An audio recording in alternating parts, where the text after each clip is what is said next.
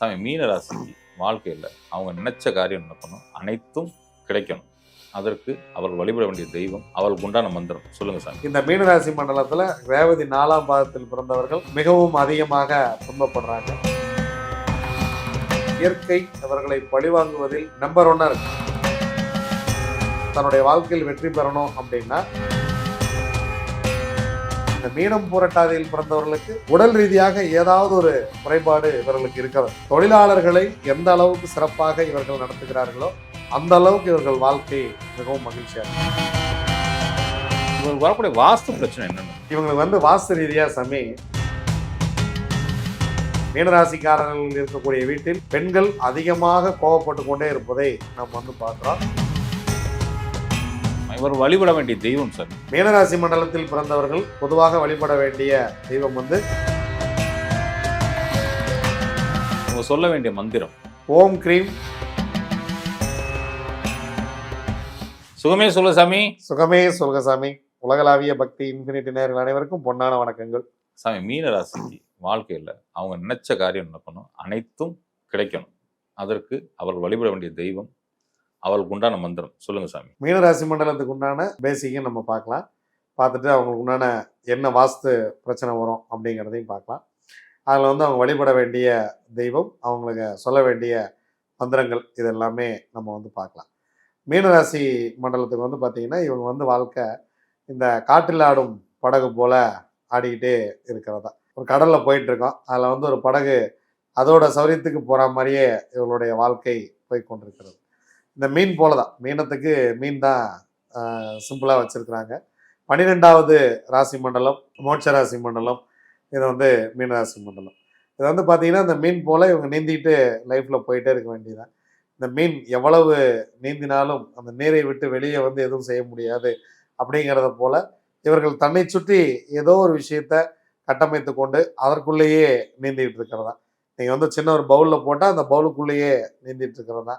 நீங்கள் வாஸ்து மீனாக ₹1,00,000 விற்றாலும், நீங்கள் சாதாரண ஏரிக்கரை மீன் ₹100 விற்றாலும் மீனுக்கு அதனால் எந்த விதமான லாபமும் இல்லை. அதே போல் இவருடைய வாழ்க்கையை அதே மாதிரி தான். இவங்க பெரிய லாபங்களை எதிர்பார்த்தெல்லாம் இவங்களுடைய வாழ்க்கையை கட்டமைக்கிறது இல்லை. வாழ்க்கை போகிற போக்கில் அவங்க பாட்டுக்கு போய்கிட்டே இருக்கிறாங்க. வாழ்க்கை நிறைய தள்ளாடி கொண்டே இருக்கிறது. ஆனால் அந்த தள்ளாட்டங்களையும் சமாளித்து அந்த படகை கொண்டு எப்படியாவது கரை சேர்த்தரணும் அப்படின்னு ஆசைப்படுற ஒரு ராசி மண்டலம் இந்த மீனராசி மண்டலம். மீனராசி மண்டலத்தில் புரட்டாதி ஒரு பாதம் இருக்கிறத பார்க்குறோம். அங்கே உத்திரட்டாதி 4 பாதங்கள் இருக்கிறது, ரேவதி 4 பாதங்கள் இருக்கிறது. உத்திரட்டாதி நட்சத்திரம் மிக கடுமையான கர்ம நட்சத்திரம். இது ஏற்கனவே நம்ம சேனலில் பேசியிருக்கோம். உத்திரட்டாதி நட்சத்திரத்துக்கு என்ன அறிவு இருக்கிறதோ அதுக்கு தகுந்த கல்வி இருக்க விடாது. என்ன படித்தாங்களோ படிப்புக்கு தகுந்த வேலை கிடைக்காது. என்ன உழைச்சாங்களோ உழைப்புக்கு தகுந்த ஊதியம் இருக்காது. வாழ்க்கையை நடத்துவதற்கு மட்டும் பணம் கிடைக்கும், வாழ்க்கையை உயர்த்துவதற்குண்டான பணம் கிடைக்காது. அப்படிங்கிறத நம்ம ஏற்கனவே பார்த்துருக்கோம். இவருடைய குழந்தைகள் இவருடைய பேச்சை கேட்பதில் கொஞ்சம் சிரமங்கள் ஏற்படுகிறது. குழந்தைங்களுக்கும் இவங்களுக்கும் பிற்காலத்தில் கொஞ்சம் கான்ட்ரவர்சி ஆகிறது. தாய் மாமா அவங்களுக்கும் இவங்களுக்கும் கொஞ்சம் ஒத்து போகாமல் போயிடுது. ஏன்னா புதன் மீனராசி மண்டலத்தில் நீச்சம் பெறுகிறார். அங்கே சுக்கிரன் மீனராசி மண்டலத்தில் உச்சம் பெறுகிறார். இவங்களுக்கு நிறைய பணம் வரவு இருக்கிற மாதிரி இருந்துக்கிட்டே இருக்கும். பட் ஆனால் வர்ற பணமெல்லாம் எங்கே போகுதுன்னே தெரியாமல் போயிட்டு இருக்கிறதா. சுக்கரன் உச்சமாகிறதுனால ஏதோ ஒரு வகையில் பண வரவு இருக்கும், கணக்கு காட்டுற மாதிரி பண வரவுகள் இருந்து கொண்டே இருக்கும். ஆனால் அந்த பண வரவெல்லாம் என்னாச்சு, எங்கே போச்சு, கணக்கு பார்க்கும்போது நாளைக்கு பெரிய அளவு மிச்சம் இல்லாமல் போகிறது. வாழ்க்கையை ஒரு குறிப்பிட்ட காலம் வாழ்ந்துருக்குறோம். வாழ்க்கையை திரும்பி பார்த்தோம்னா நம்ம அங்கே சேர்த்து வைத்தது செய்து வைத்ததுன்னு எதாவது இருக்கணும் இல்லையா. ரொம்ப தூரம் கழித்து திரும்பி பார்க்குறோம், அந்த பக்கம் ஒன்றுமே இல்லை அப்படின்னா அந்த வாழ்க்கை எப்படி இருக்கும். அதெல்லாம் இங்கே சரிவர நடத்த முடியாமல் போகக்கூடிய ஒரு ராசி மண்டலமாக நான் அதை பார்க்குறேன். ஆனால் ரொம்ப போராடுறாங்க. இந்த போராட்டத்தை இவர்கள் வெளியில் காட்டிக்கிறதே இல்லை. ரொம்ப சிரிச்சுக்கிட்டே அதை கடந்து போகிறதுல இவங்க மன்னர்களாக பார்க்குறோம். இந்த ரேவதி நட்சத்திரமும் அதே போல தான். ரேவதி 4ஆம் பாதம் ரொம்ப கடுமையான கர்ம நட்சத்திரம். ரேவதி 4ஆம் பாதம் இதை தீர்க்க முடியாத கர்மா அப்படின்னு சொல்கிறோம். இதில் பார்த்தீங்கன்னா ஆயில்யம் கேட்டை ரேவதி 4ஆம் பாதம் தீர்க்க முடியாத கர்மான்னு சொல்லுவோம். இந்த மீனராசி மண்டலத்தில் ரேவதி 4ஆம் பாதத்தில் பிறந்தவர்கள் மிகவும் அதிகமாக துன்பப்படுறாங்க. ரேவதி நட்சத்திரத்தில் பிறந்தவங்க ஒரு விஷயத்தை செய்யறதுக்கே திரும்ப திரும்ப திரும்ப திரும்ப போராடிக்கிட்டே இருக்காங்க. அவங்க ஏன் போராடுறாங்கன்னு அவங்களுக்கே தெரியல. இயற்கை அவர்களை பழிவாங்குவதில் நம்பர் 1 இருக்கு. இயற்கை நமக்கு சப்போர்ட் பண்ணும் சார். வாழ்க்கை நமக்கு நல்லா இருக்கணும் அப்படின்னா அதுக்கு இயற்கை வந்து நமக்கு சப்போர்ட் பண்ணும். இதில் என்னன்னா, இவர்கள் தங்கிட்ட இருக்கிற திறமைகளை வைத்து அடுத்த கட்டத்துக்கு போறதுக்கு ரொம்ப யோசிக்கிற ஒரு ராசி மண்டலமா இருக்கு. இல்லைன்னா தங்கிட்ட இருக்கிற பொருளை பணமா மாத்துறதுல கொஞ்சம் யோசிக்கிறதுல சிரமப்படுறதில்ல அந்த மாதிரியான விஷயங்கள். இப்போ கமலஹாசன் எடுத்துக்கிட்டிங்கன்னா அவருக்கு இல்லாத திறமைகளே கிடையாது. ஆனால் எப்படி 2 வருஷத்துக்கு ஒரு படம் 3 வருஷத்துக்கு ஒரு படம் அந்த மாதிரி தான் வந்துகிட்டு இருக்கே தவிர அவருக்கு இருக்கிற திறமைக்கு அவர் 6 மாதத்துக்கு ஒரு படம் நடிக்கலாம், நிறைய கதைகள் சூஸ் பண்ணலாம், அந்த மாதிரியான விஷயங்கள் நிறைய பண்ணலாம். தங்கிட்ட இருக்கிற திறமையை எப்படி பணமாக மாற்றுவது அப்படிங்கிறத தெரியாத ஒரு ராசி மண்டலமாகவும் இதை நான் வந்து மீனராசி மண்டலத்தை பார்க்குறேன். நிறைய திறமை இருக்கும், நிறைய அறிவு இருக்கிறது, திறமை இருக்கிறது.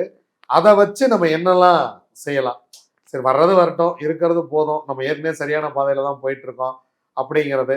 அதே போல நான் ரொம்ப சரியாக தான் போயிட்டு இருக்கேன்னு தனக்குத்தானே நம்புறது, இதெல்லாம் வந்து மீனராசி மண்டலத்தின் குணநலனமாக நான் வந்து பார்க்குறேன். இதில் இவங்க தன்னுடைய வாழ்க்கையில் வெற்றி பெறணும் அப்படின்னா தங்கிட்ட இருக்கிற திறமைகளை மேலும் மேலும் இன்னும் பயன்படுத்திக்கிட்டே இருக்கும். எப்படியும் உங்களுக்குன்னு ஒரு தனித்துவம் இயற்கை வந்து உங்களுக்கு கொடுத்துருக்கும். அந்த தனித்துவத்தை பயன்படுத்தி இதை அடுத்த கட்டமாக எப்படி கொண்டு போகலாம், இதை அடுத்து ஒரு கம்பெனி வச்சுருக்காங்க அப்படின்னா அந்த கம்பெனியை வந்து இன்னும் பெரிதாக்குறதுக்கு என்ன பண்ணலாம், ஒரு உணவு கடை வச்சுருக்காங்க அதை வந்து இன்னும் கொஞ்சம் வேற பிரான்ச் பண்ணுறதுக்கு என்ன பண்ணலாம், இல்லை அந்த இடத்துலயே ஒரு பேக்கரி இருக்குன்னா பேக்கரியில் வந்து ஒரு சில வந்து டீ மட்டுமே கொடுத்துட்டு இருப்பாங்க. ஒரு சில பாருங்க பாதாம் பால் அந்த இடத்துல முன்னாடி போடுவோம், ஈவினிங் டயத்தில் ஒரு பாதாம் பால் போடுறது, இல்லை வித்தியாசமாக ஏதாவது ஒன்று ஒரு ஒரு ஸ்வீட்டு ஒரு ஒப்பிட்டு அந்த மாதிரி ஏதாவது ஒன்று எக்ஸட்ரா ஒன்று செய்கிறது, அதுக்காக ஒரு கூட்டம் அவங்கள தேடி வரும். இதை வந்து நிறைய பேர் செய்கிறதே கிடையாது. போதும் நமக்கு வர்றது நமக்கு இவ்வளோதான், இது ஒர்க் பண்ணுறக்கே நமக்கு நேரம் சரியாக இருக்குது, எனக்கு இதை நடத்துறக்கே சரியாக இருக்குது, இதை பார்க்குறக்கே சரியாக இருக்குது அப்படின்னு இல்லாமல் அடுத்த கட்டம் அது இருக்கிறத வச்சு ரொம்ப பெருசாக வந்து புதுசாக ஒரு கடையை ஆரம்பித்து எதுக்கால ஒரு கடையை ஆரம்பித்து புதுசாக எல்லாத்தையும் டெவலப் பண்ண வேண்டியது இல்லை. ஏற்கனவே நீங்கள் ஒரு கடை வச்சுருக்கீங்க, அதுக்கு முன்னாடி நீங்கள் ஒரு பாதாம் பால் போடுறதுக்கு ஒரு ஆள் தான் எக்ஸ்ட்ரா உங்களுக்கு தேவைப்படும். அதுக்கு ஒர்க் பண்ணுறவங்களாம் அதே ஆட்களை வச்சே கூட நீங்கள் அந்த ஒர்க்கை மேனேஜ் பண்ணி நீங்கள் வந்து அடுத்த கட்டத்துக்கு போயிடலாம். இந்த மாதிரி தனக்கு இருக்கக்கூடிய திறமையை மிக சரியாக பயன்படுத்தி கொண்டால் இவங்க வந்து ஒரு மிகப்பெரிய ஒரு மாற்றத்துக்குள்ளே வருவாங்க. மீனம் பூரட்டாதியை பொறுத்த வரைக்கும் அது வந்து கர்ம நட்சத்திரம் கிடையாது. குருவோட வீட்டில் இருக்கிற குருவோட நட்சத்திரம் அப்படின்னு பார்த்தீங்கன்னா இங்கே தான் வருது. அது ரொம்ப சிறப்பான ஒரு விஷயம். இவங்க வந்து பார்த்தீங்கன்னா இந்த மீனம் பூரட்டாதியில் பிறந்தவர்களுக்கு உடல் ரீதியாக ஏதாவது ஒரு குறைபாடு இவர்களுக்கு இருக்கிறது. ஏதாவது ஒரு சின்ன ஒரு விஷயம், இந்த விரல் 6 விரலாக இருப்பது, இல்லை பிறக்கும் போதே காதில் ஒரு 2 காதுக்கும் ஒரு வித்தியாசப்படுவது, கண்ணில் 2 கண்ணுக்கு ஒரு வித்தியாசப்படுறது, காலுக்கு 2 காலுக்கும் உயரம் அல்லது வேறு ஏதேனும் வித்தியாசப்படுறது, அந்த மாதிரியான விஷயங்கள் எல்லாம் இதில் வந்து பார்க்குறோம். உத்திரட்டாதியில் பிறப்பவர்களுக்கு கடுமையான பொருளாதார நெருக்கடி. ஸோ பொருளாதாரம் எவ்வளவு வந்தாலும் அதை தாண்டி பிரச்சனைகள் வருவது, ரேவதியில் பிறப்பவர்களுக்கு வாழ்க்கை அல்லாடி கொண்டே இருப்பது, இதெல்லாம் வந்து இவர்கள் மாற்றிக்கொள்ள வேண்டும். இப்பொழுது சனி பகவான் உள்ள வந்திருக்கிறார். உத்திரட்டாய நட்சத்திரத்துக்குள்ளேயே இந்த 1 வருடம் போறார். அப்ப சனி பகவான் நல்ல நிலைமையில் உள்ள வந்திருந்தாருன்னா உங்களுக்கு ஜென்ம சனியா தான் வந்திருக்காரு. ரொம்ப அருமையா உங்களுக்கு வீடு கட்டுறது, கல்யாணம் பண்றது, உங்களுக்கு என்னென்ன பண்ணுமோ எல்லாத்தையும் செஞ்சிருவார். ஒருவேளை சனி பாதிக்கப்பட்டிருந்து உத்திரட்டாய நட்சத்திரத்துக்குள் சனி பகவான் வந்திருந்தால் இப்பொழுது சனி பகவான் உங்களுக்கு வேண்டாத எல்லா வேலையும் செய்வார். கணவன் மனைவிக்குள்ள பிரச்சனை ஏற்படுத்துறது, பொருளாதாரம் போய் லாக் ஆயிடுறது, இல்லை பணம் கொடுத்து ஏதோ ஒரு தொழில் பண்ணுற இடத்துல பணம் போய் லாக் ஆயிடுறது, பொருட்கள் போய் எங்கேயாவது சிக்கிக்கிறது, இல்லை வீண் சேதமாவது, ஏதோ ஒரு இடத்துல பொருட்களை எடுக்க முடியாமல் அது சேதமாகிறது, சரியான நேரத்துக்கு கொண்டு போய் சேர்க்க முடியாமல் படுறது, இயற்கை சீற்றங்களால் அந்த பொருட்கள் வந்து நனைந்து போவது, இல்லை சின்ன சின்ன கவனம் குறைவால் ஏதேனும் குறைவான விலைக்கு விற்கிற மாதிரி ஆயிடுறது, இந்த மாதிரியான விஷயங்கள்லாம் சனி சரியில்லாத போது உள்ளே வந்திருந்தாருன்னு வச்சுங்களேன், அங்கே வந்து நிறைய பிரச்சனை பண்ண போகிறார். சனி நல்லா இருந்தாருன்னா நீங்கள் எதுவும் யோசிக்கவே வேண்டாம், உங்களை வாழ்வாங்க வாழ வச்சுருவார். அவர் கட்டாயம் திருமணம் செய்து வைப்பார். இந்த மீனராசிக்காரர்களில் எனக்கு தெரிஞ்ச ஒரு 30% பேர் சொந்த வீட்டுக்கு மாறிடுவாங்க. வாடகை வீட்டில இருந்து சொந்த வீட்டுக்கு மாறுறதுக்கு சனி பகவானே ஏற்பாடு செய்வார். மீனராசிக்காரங்களில் ஒரு 30% பேர், ஒரு 10% பேர் இடம் வாங்கி போடுவாங்க. இந்த தங்க நகை அதிகமாக சேர்றதுக்கு இந்த மீனராசிக்கு இப்பொழுது வாய்ப்பு ஒன்று இருக்கு. ஏன்னா சனி பகவான் இங்கே குருவோட வீட்டை கடந்து கொண்டிருக்கிறார். அப்போ தங்க நகை சேருவதற்கு நிறைய வாய்ப்புகள் இருக்கிறது. இவங்க வந்து எப்பவுமே இந்த 22 கேரட் சேர்க்காம இவங்க வந்து இந்த 24 கேரட்டா ஒரிஜினல் நகையா வருது இல்லையா, 100% பியூர் வருது இல்லையா, அந்த மாதிரி பியூர் நகைகளை சேர்க்கறது இவங்களுக்கு வந்து ரொம்ப சிறப்பாக இருக்கும். இது வந்து நகை வந்து செய்கூலி சேதாரம்லாம் போட்டு வாங்காம இவங்க வந்து அந்த பியூரா இவங்களால எவ்வளோ முடியுதோ அவ்வளோ, ஒரு 2 கிராமோ 3 கிராமோ 5 கிராமோ அந்த மாதிரி பியூரா வாங்கி வைக்கிறது இவங்களுக்கு வந்து நிறைய விஷயங்கள் வந்து இதில் நடக்கும். அதே போல் வெள்ளி சேர்க்கை வந்து கிட்டத்தட்ட பார்த்தீங்கன்னா வெள்ளி இந்த ஒரு 6 மாசத்துல இன்னைக்கு 137 ரூபா 138 ரூபாய்க்கு வந்துருச்சு. ஒரு மிகப்பெரிய உயரத்துக்கு வெள்ளி விலை போய் கொண்டிருக்கிறது. அப்போ வெள்ளி சேர்க்கை இவர்களுக்கு நிறைய நடக்கும். தங்கம் வெள்ளி சேர்க்கையெல்லாம் நடக்கும். அது நடக்கும்போது இவர்கள் ரொம்ப கவனமாக அதை பிடித்துக் கொள்ள வேண்டும். எங்க சாமி வாழ்றக்கே ரொம்ப கஷ்டமா இருக்கு, நீங்க நகை வாங்குவீங்க, வெள்ளி வாங்குவீங்க, தங்கம் வாங்குவீங்க, இன்னும் கட்டாயம் இயற்கை அதற்கு ஒரு வாய்ப்பை உங்களுக்கு ஏற்படுத்தி கொடுக்கும். நாம் வாழ வேண்டுமெனில் அந்த வாய்ப்பை நாம் தான் ஏற்படுத்தி கொள்ள வேண்டுமே தவிர நமக்காக யாருமே உழைக்க மாட்டார். நாம் உழைத்து நம்முடைய அறிவை பயன்படுத்தி நம்முடைய சிந்தனையில் நாம் வளர வேண்டுமே தவிர நம்மை வாழ வைப்பதற்காக இறைவன் யாரையும் அனுப்ப போவது இல்லை. அப்ப நம்மளுடைய சிந்தனை எதுவோ, நீங்க வெள்ளத்தனையது மலர் நீட்டம் மாந்தர்தம் உள்ளத்தனையது உயர்வு அப்படின்னு வள்ளுவர் சொன்னார் இல்லையா? ஒரு குளத்துல தாமரை பூவோட அளவு என்ன அப்படின்னு கேட்டீங்கன்னா, தண்ணியோட அளவு என்னவோ அதான் தாமரை பூவோட அளவு. 2 அடி இருக்கு அப்படின்னா தாமரை பூ 2 அடி 2 இன்ச். தண்ணி 20 அடிக்கு இருக்கு அப்படின்னா 20 அடி 2 இன்ச். அப்போ தண்ணீருடைய உயரம் தான் தாமரையோட உயரமா இருக்கும். அதே போலதான் இவங்களுடைய மனதின் உயரம் எவ்வளவு இருக்கிறதோ அந்த அளவுக்கு இவர்கள் வாழ்க்கை உயர்ந்து கொண்டே போகும். நீங்க மீனராசிக்காரங்களை மட்டும் பாருங்க சாமி, ரொம்ப விரிந்த சிந்தனை இருப்பவர்கள் மிகப்பெரிய ஒரு இடத்துக்கு போயிடுவாங்க. நீங்க ஒரு குறுகிய சிந்தனை உள்ளவர்கள், குறுகிய சிந்தனைக்குள்ள போறவங்க, தன்னை விட தாங்கிட்ட கீழே இருக்கிறவங்க ஒரு நல்ல ட்ரெஸ் போடுறது, இல்லை ஒரு நல்ல ஒரு இடத்துக்கு வர்றது, அதை வேற மாதிரி பார்க்கறது, அந்த மாதிரியான விஷயங்கள்லாம் தவிர்த்துறது பெட்டர். முதலாளி ஒரு தொழிலாளியை நல்லா நடத்துறது. ஏன்னா சனி பகவான் உள்ள போயிட்டு இருக்காரு, சனியோடைய நட்சத்திரம் உத்திரட்டாதி உள்ளே இருக்கிறது. தொழிலாளர்களை எந்த அளவுக்கு சிறப்பாக இவர்கள் நடத்துகிறார்களோ அந்த அளவுக்கு இவர்கள் வாழ்க்கை மிகவும் மகிழ்ச்சியா இருக்கும். இவங்களுக்கு பார்த்தீங்கன்னா இந்த கால் பாதங்கள்ல பிரச்சனை வருது. ஏன்னா ரேவதி 12ஆம் இடம், கால் பாதங்கள் விடுகிறது. கால் பாதத்துல இந்த கடந்த ஓராண்டாக பாதத்துல எரிச்சல் ஒரு சிலருக்கு இருக்கும். ஒரு சிலருக்கு இந்த வெடிப்புகள் அதிகமாக வர்றது, இந்த கால் குத்துறா மாதிரி இருக்கிறது, காலில் புண்ணாகிறது, அந்த காலில் நீங்கள் ஏதாவது விஷம் கடித்து விடுவது, தேல் கடிக்கிறது, இல்லை பாம்பு குத்துறது, இல்லை நாய் கடிப்பது, இந்த மாதிரி விஷ பிராணிகளால் ஒரு 5% பேருக்கு விஷ பிராணிகளால் பிரச்சனை வர்றது இருக்கு. அதே போல் இவங்க இந்த மெட்டல் மேலே போய் கால் வைக்கிறது. நீங்கள் ஆணி குத்திருச்சுன்னு நம்ம சொல்லிக்கிட்டு இருக்கோம். ஆனால் ஒரிஜினல் என்னன்னா ஆணியை நம்ம தான் போய் ஆணி மேலே கால் வைக்கிறோம். நீங்கள் இந்த பாதம் அப்படிங்கிறனால ஆணி சனி, இரும்பு சனி இல்லையா, உத்திரட்டாதி. ஸோ இந்த மெட்டல் கீழே கீழே ஊசி கிடக்கிறது, இல்லை ஆணி கிடக்கிறது தெரியாமல் போய் கால் வச்சுறது, அதில் இந்த குத்திடுறது, அந்த மாதிரியான பிரச்சனை, கால் பாதம் சம்பந்தப்பட்ட பிரச்சனை இவர்களுக்கு அதிகமாக வருகிறது. இவங்க பாத்ரூமில் குளிக்கும் போது ரொம்ப ரொம்ப கவனமாக குளிக்கணும். ஏன்னா இந்த காலுக்கு சோப் போட்டு ஒரு காலில் இன்னொரு கால் தேய்ச்சிங்கன்னா வலிக்கி விட்டுரும். அதில் இந்த வலிக்கி விட்டு கீழே விழுந்தவங்க நிறைய பேர் இந்த மீனராசியில் இருக்கிறாங்க. அவர்கள் அந்த மாதிரியெல்லாம் ரொம்ப கவனமாக இருக்கணும். வயதானவர்கள் இந்த மழை காலங்களில் வெளியில் போகும்போது ரொம்ப கவனமாக போகணும், கிரிப்பாக நடக்கணும். மீனராசி மண்டலத்தில் வீட்டில் யாராக இருந்தீங்கன்னா இந்த கிரிப் டைல்ஸ்ன்னு சொல்கிறாங்க இல்லைங்களா, அந்த மாதிரியான டைல்ஸை தேர்ந்தெடுக்கிறது ரொம்ப சிறப்பு. ரொம்ப கவனமாக இந்த மாடிப்படி ஏறுறது, இந்த மாடிப்படிக்கு ஒரு சிலர் பார்த்தீங்கன்னா இந்த தண்ணி ஊற்றி இருக்கிறது தெரியாமல் ஏறுவாங்க. அதெல்லாம் இனி ஒரு 1.5 வருஷத்துக்கு உங்களுக்கு இப்படி தான் இருக்கும். ஸோ இந்த காலகட்டம் அப்படியே சிறப்பாக மாறுறதுக்கு நம்ம வழிபாட்டு முறைகள்லாம் சொல்லிடலாம். ஆனால் என்ன இருந்தாலும் நம்ம கவனமாக இருக்க வேண்டியது நம்மளுடைய கடமை. நீங்கள் எல்லா இடத்துலையும் இயற்கை அங்கே தண்ணி ஊற்றி இருக்கு பார்த்துப்போ, இங்கே ஆணி கிடக்கு பார்த்துப்போ, அங்கே அது இருக்கு பார்த்துப்போ அப்படின்னு இயற்கை நமக்கு எல்லா இடத்துலையும் இன்டிமேட் பண்ணிட்டு இருக்காது. எவ்வளவு முடியுமோ அந்த அளவுக்கு நாமும் கவனமாக செயல்பட வேண்டும். அப்படி கவனமாக செயல்படும் போதுதான் வாழ்க்கை வளமாக மாறும். எல்லாருமே குறுகிய மனப்பான்மையில் இருக்காங்கன்னு நான் சொல்ல மாட்டேன். மீனராசியில ஒரு சிலர் இந்த குறுகிய மனப்பான்மைக்கு வரும் பொழுது வாழ்க்கையில் சோதனைகளை சந்திக்கிறார்கள். இந்த பெருந்தன்மையோடு நடந்து கொள்பவர்கள் அடுத்தவர்கள் வாழ்வாங்க வாழ வேண்டும் அப்படின்னு நினைக்கிறவங்க வாழ்க்கையில அவர்களும் உயர்கிறார்கள், அவர்களை நம்பியவர்களும் உயர்கிறார்கள். வாழ்க்கை ஒருவரோடு ஒருவரும் சேர்ந்துதான் போகும். நீங்க யாருமே தனியா இதுல மேல வந்துட முடியாது. இப்போ நான் இப்போ உங்களோட சேர்ந்து மேல வந்துகிட்டு இருக்கேன், நம்ம சேர்ந்து வளர்றோம், அவ்வளவுதான்.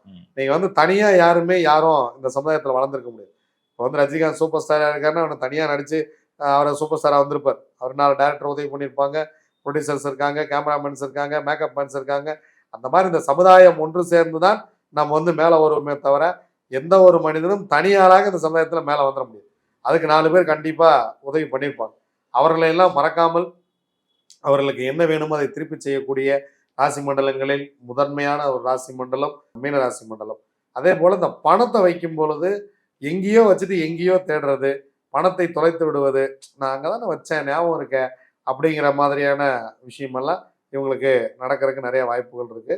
அதனால பணத்தை ரொம்ப கவனமா கையாளுங்க. எவ்வளவு வச்சிருக்கோம், எவ்வளவு செலவு பண்றோம், சில நேரங்களில் ஒரு பெருந்தொகை கூட உங்ககிட்ட இருந்து காணாமல் போயிடலாம். நீங்க அதை கணக்கு பார்க்காம விட்டுட்டு அதன் பிறகு அதனாலேயே உங்க குடும்பத்துக்குள்ள சண்டைகள் வரலாம். அதெல்லாம் இல்லாம பார்த்துக்கணும். குழந்தைகள் அதிகம் அன்புக்காக இயங்கக்கூடிய ஒரு ராசி மண்டலம். இவர்கள் குழந்தையாக இருக்கும் பொழுது மிகவும் அன்புக்காக இயங்கி இருப்பார்கள். ஸோ அன்பு இவங்களுக்கு வேணும் வேணும் வேணும்னு சொல்லி அன்பாக இருக்க வேண்டும். ஆதரவாக யாராவது பேசணும். இவங்களை வந்து யாராவது பாராட்டி கொண்டு இருக்க வேண்டும். ஒரு 2 வார்த்தை டெய்லியும் இவங்ககிட்ட பேசணும். கொஞ்ச நேரம் உட்காந்து இவங்ககிட்ட பேசணும். என்ன வேணும்னு கேட்கணும். அப்படின்னெல்லாம் எதிர்பார்க்கிற ஒரு ராசி மண்டலம் இந்த மீன ராசி மண்டலம். ஆனா அதை யாரும் செய்யறதே இல்லை. கணவனோ மனைவியோ உனக்கு என்ன வேணும் அப்படின்னு எல்லோரும் அவரவர்கள் தனியாக கஷ்டப்படுறதா எடுத்துக்கிறாங்களே தவிர, நீ என்ன கஷ்டப்படுற, உனக்கு என்ன வேணும், நான் உனக்கு என்ன செய்யணும், உனக்கு என்ன பிடிக்கும், நான் இதை சமைச்சு வைக்கட்டுமா, நீ வெளியில போகும்போது இந்த ட்ரெஸ் போட்டு போறியா, அப்படின்லாம் யாரும் இவங்களை கேட்கறதே இல்லை. அந்த பச்சை கலர் புடவை வந்து வெளியில போகும்போது கட்டிட்டு போமா, ரொம்ப நல்லா இருப்ப அப்படின்னு சொன்னா அந்த அம்மா உலகளாவிய சந்தோஷத்துக்கு போயிடும். ஏங்க உங்களுக்கு இந்த சிவப்பு கலர் சட்டை ரொம்ப அழகா இருக்குங்க, நீங்க போகும்போது இந்த சிவப்பு சட்டையை போட்டு போங்க, பாக்குறதுக்கு நல்லா இருப்பீங்க. சின்ன சின்ன வார்த்தைகள் சொன்னீங்கன்னா போதும் சாமி, சந்தோஷமா ஆயிடுவோம் நம்ம. நீங்க வந்து பெருசா வந்து எல்லாரும் லட்ச லட்சமா அள்ளி கொடுத்துக்கிட்டே கொட்டிக்கிட்டே இருக்க முடியாது. சின்ன சின்ன விஷயங்கள், எங்க வெளியில போகும்போது கொஞ்சம் ஒரு நல்லா போட்டோ வச்சுட்டு போங்க, ரொம்ப பாக்குறதுக்கு பாருங்க சினிமா ஹீரோ மாதிரி இருக்கீங்க, என்ன ஆயிருப்போகுது, வார்த்தைகள் தான், எல்லாமே வார்த்தைகள் தான். ஒரு மனிதன் வந்து வாழ்க்கையில இவரு வாலிதான் சொல்லுவார், ஒரு வார்த்தை தமிழில் கொல்லும், ஒரு வார்த்தை வெல்லும் அப்படின்பார். நீங்க வந்து இந்த வார்த்தைகளை உபயோகப்படுத்தி ஒரு மனிதனை கொன்று விடலாம். வார்த்தைகளை உபயோகப்படுத்தி ஒரு மனிதனை அடிமையாக்கலாம். ஸோ நீங்க நல்ல 4 வார்த்தை பேசுனீங்கன்னா இந்த மீனராசிக்காரங்க உங்களுக்கு அடிமையாயிடுவாங்க. அவ்வளவுதான். நீங்க வந்து திருவாரூர் பித்தனுக்கு அடிமை அப்படின்னு சுந்தரமூர்த்தி நாயனார் எழுதி கொடுத்தா மாதிரி இவங்க வந்து அடிமை சாசனமே எழுதி கொடுத்துருவாங்க. நீங்க அந்த அளவுக்கு வந்து நன்மையாக நடந்துக்கணும். 2 வார்த்தை உங்களுக்கு பிடிக்குமேன்றதுக்காக செஞ்சேங்க, உங்களுக்கு வந்து பிடிக்குமேன்றதுக்காக அதை வாங்கிட்டு வந்தேன், உங்களுக்கு பிடிக்குமேங்கிறதுக்காக இதை செஞ்சேன் அப்படின்னு சொன்னா என்ன ஆயிரம் போகுது? இது ஒன்றும் ஆயிரம் போறது இல்லை. உனக்கு பிடிக்குமே அப்படிங்கிறக்காக மல்லிகை பூ வாங்கிட்டு வந்தோம்மா அப்படின்னு எப்படியே பூ வாங்கிட்டு வரீங்க, அந்த அம்மாட்ட கூப்பிட்டு சொல்லி இந்தம்மா உனக்கு பிடிக்குமேன்றக்காக பாருமா அந்த கடையில் பூ இல்லைம்மா, 2 கடை தள்ளி போய் உனக்காக பிடிக்குமே குண்டு மல்லி வாங்கிட்டு வந்தோம்மா அப்படின்னு சொன்னா என்ன ஆயிரும்? அவங்க ரொம்ப சந்தோஷப்படுவாங்க. கொண்டு வந்து வச்சுட்டு வேணா எடுத்து தலையில வை, வேணான்னா தூக்கி இலையில வை அப்படின்னு வந்து ஏதோ மொட்டதாசன் கிணத்துல விழுந்தான்ற மாதிரி வாழ்க்கைய வாழக்கூடாது. எல்லோருக்குமே நான் சொல்றது என்னன்னா, இந்த சின்ன வாழ்க்கை ஒரு சின்ன ஒரு விஷயம், இதுல அன்பை பகிர்ந்து கொள்ளுங்கள். அன்பை பகிர்ந்துட்டீங்கன்னா இந்த மீனராசிக்காரர்கள் உங்களுக்கு கொத்தடிமைகளாகவே வாழ்வார்கள். அது அன்புக்காக இயங்கக்கூடிய ஒரு முக்கியமான ஒரு ராசி மண்டலம். நிச்சயமா சாமி. இவங்களுக்கு வரக்கூடிய வாஸ்து பிரச்சனை என்னென்ன சாமி? இவங்களுக்கு வந்து வாஸ்து ரீதியா சாமி, இவங்களுக்கு வந்து இந்த கால் பாதங்கள்ல பிரச்சனை வர்றதா விஷயமே. ஸோ அதில் வந்து வடபகுதி, வடகிழக்கு பகுதி, வடமேற்கு பகுதி, வடக்கு பகுதியில் வாசல் வைத்திருப்பவர்கள் நிறைய பாதிப்புகளை சந்திக்கிறாங்க. அதே போல் இவங்க வீட்டில் வந்து பார்த்தீங்கன்னா இந்த குறுக்கு அளவுன்னு ஒன்று வீட்டுக்குள்ளே வரும். நீங்கள் வீட்டை வந்து 4 பெருக்கல் போட்டீங்க அப்படின்னா அந்த அளவு வந்து சிறப்பாக இருக்காது. வாசற்படி இவர்கள் சரியாக வைத்திருக்க மாட்டார்கள். இந்த மீனராசிக்காரங்களை பொறுத்த வரைக்கும் வாசற்படி சிறப்பாக இருக்காது. நீங்கள் வந்து வாசப்படி வந்து ஒரு சிலர் வந்து ரொம்ப சின்னதாக வைப்பாங்க, ஒரு சிலர் வந்து ரொம்ப பெருசாக வச்சுருவாங்க. இந்த வீட்டோடைய உள்ள அளவுகள் இருக்கு இல்லையா, இந்த உள்ள அளவுகள் வந்து சரியாக இருக்கும் விகிதத்தில் இருக்காது. இப்போ வந்து ஒரு 11 அடி வைக்கணும் அப்படின்னா அது 11 அடி 4 இன்ச் இருக்கும். அதே போல் இவர்கள் வந்து பார்த்தீங்கன்னா இந்த வடமேற்கு மூலை சரியாக பராமரிக்காமல் விடுறது. இந்த ஒட்டுமொத்த ராசி மண்டலங்களும் இந்த வடமேற்கு மூலையில தான் வருகிறது. அங்கே பெண்களுக்கு வரக்கூடிய கோபம், மீனராசிக்காரர்கள் இருக்கக்கூடிய வீட்டில் பெண்கள் அதிகமாக கோபப்பட்டு கொண்டே இருப்பதை நம்ம வந்து பார்க்குறோம். கணவன் மனைவி இடையில ஒரு ஒற்றுமை இல்லாமல் போவது, இவங்க வந்து தனித்தனியாக போய் உறங்குவது, அந்த மாதிரியான விஷயங்கள்லாம் நம்ம வந்து பார்க்குறோம். காரணம் என்னன்னா இந்த வட செவரில் வடகிழக்கு வடமேற்கு பகுதியில் சோற்று பகுதியில் அல்லது அந்த பகுதியில் ஜன்னல் இல்லாமல் போவது, சுவர் வந்து கோணல் மாணலாக இருப்பது, துவைக்கிற கல்லை வந்து கொண்டு போய் நேராக வடமேற்கு பகுதியிலே போட்டுடுறது, துணி சேர்ந்துக்கிட்டே இருக்கும், அவங்க துவைக்கவே மாட்டாங்க. வாஷிங் மிஷினில் எப்போவுமே இந்த வடமேற்கு பகுதியில் இந்த பிரச்சனை இருக்கிறவங்க பாருங்கள், வீட்டில் வந்து துணி சேர்ந்துக்கிட்டே இருக்கும், அழுக்கு துணி சேர்ந்துக்கிட்டே இருக்கும். ஒரு சிலர் பாருங்கள் 2 நாளைக்கு போகும்போது துவைச்சிட்டு இருப்பாங்க, அன்னன்னைக்கு துவைச்சு போடுவாங்க. இந்த மீனராசிக்காரர்கள் பெரும்பாலும் இந்த மகரம் கும்பம் மீனம் இந்த 3மே எடுத்துக்கலாம்.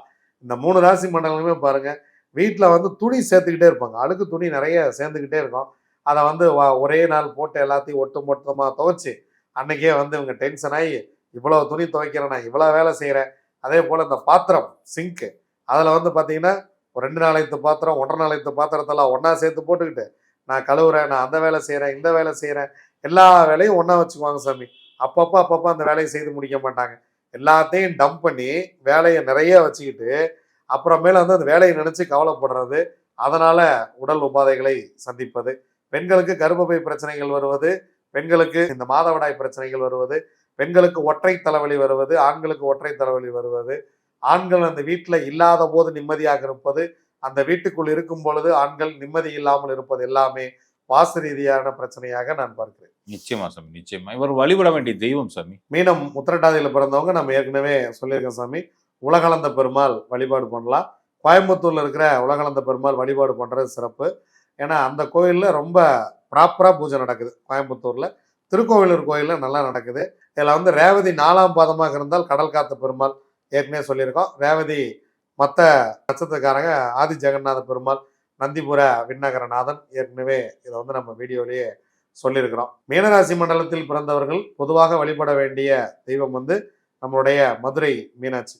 மதுரை மீனாட்சி அம்மன் கோயிலில் இருக்கக்கூடிய முக்குருணி விநாயகரை கண்டிப்பாக வழிபட வேண்டும். மீனாட்சி அம்மன் சுந்தரேஸ்வரரை வழிபட்டு வரணும். அங்கே வந்து மூர்த்தி நாயனார் அப்படின்னு ஒருத்தர் வந்து தன் கையாலேயே சந்திரமறைத்த கல் அங்கே இருக்கிறது. அந்த கல்லை வழிபட வேண்டும்.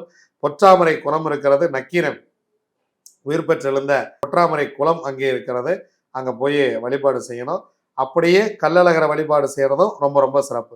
மீனாட்சி அம்மனையும் கள்ளழகரையும் ஒரே நாளில் வழிபாடு செஞ்சால் இந்த மீனராசிக்காரர்களுக்கு மிக மிக சிறப்பு.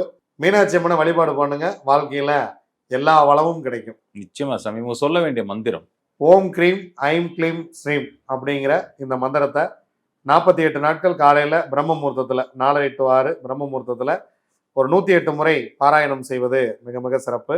2 நெய் விளக்கு ஏற்றி வச்சு இதை வந்து பூஜை அறையில் உட்கார்ந்து தினசரி சொல்லலாம்.